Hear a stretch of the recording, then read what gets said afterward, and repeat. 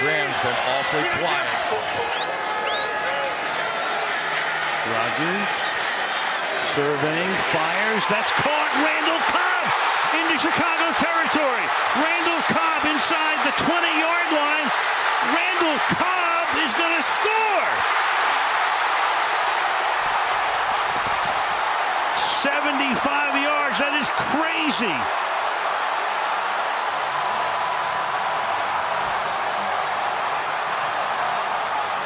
When he can maneuver around the pocket, when he can buy time, some of his veteran players, in this case Randall Cobb, know how to do a second move.